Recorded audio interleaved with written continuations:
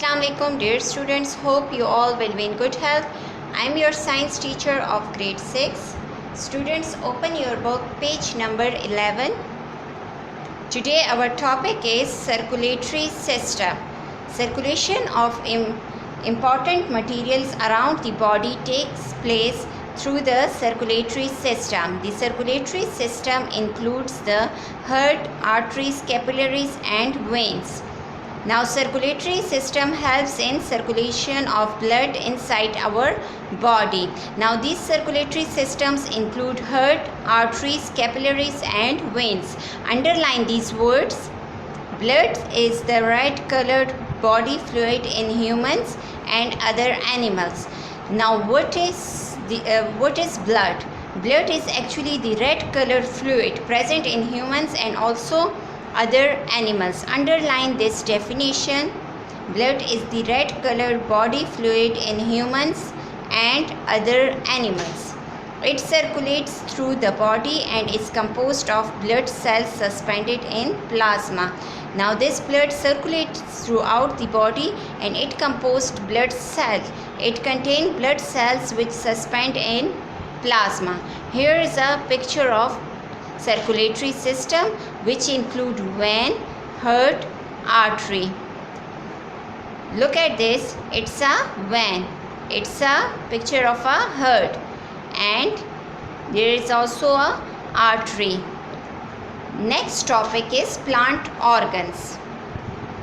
Plants are made up of roots, stems, leaves and flowers. Now how plants is made up of? These four things: roots, stems, leaves and flowers. Leaves and petals of flowers are made up of epidermal tissue. All these are plant organ. Organ work together to keep the plant alive. The whole body of a plant can be divided into two main organ systems. Now leaf and petals of flowers are made up of epidermal tissue, which is a plant tissue. All these are plant organ. Organs work together to keep the plant, to control the plants. The whole body of a plant can be divided into two main organ system. Now there are two main organ system. Root system in plant. Roots hold a plant firmly in the soil. A thick root cap at the end protects the sensitive growing point of the root tip. Root system in plants. Now this root system in plants, it hold the plant in the soil. It also protect the sensitive growing point of the root. Second is shoot system in plant. The system and its branches along with the leaf system made up the shoot system. Now the stems and its branches. Here is a diagram of root system and shoot system.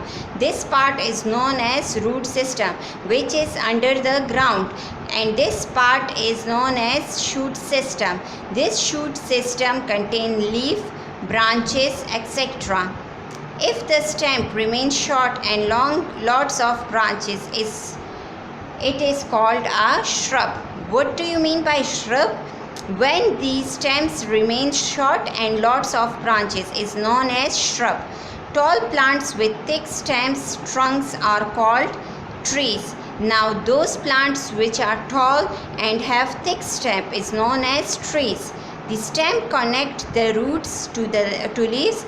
It helps to transport raw material for photosynthesis and the products of photosynthesis to all parts of the plant. The stem connects actually the roots to the leaf. It helps in transport the raw material for photosynthesis. What do you mean by photosynthesis? Photosynthesis is actually the process in which plants prepare their own food. They need water, air and sunlight. Through these things they can prepare their own food. Next topic is flowers. Flowers are the most beautiful organ of a plant and later from the fruit. They contain the seeds which are then enclosed in the fruit. Now flowers. Flowers are the most beautiful part of a plant. It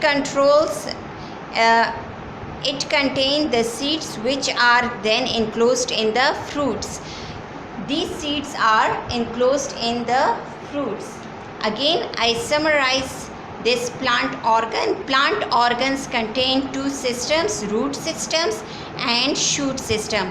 Root system is under the ground and shoot system contain branches, leaves, etc. It's enough for today. Thank you, students. Have a nice day.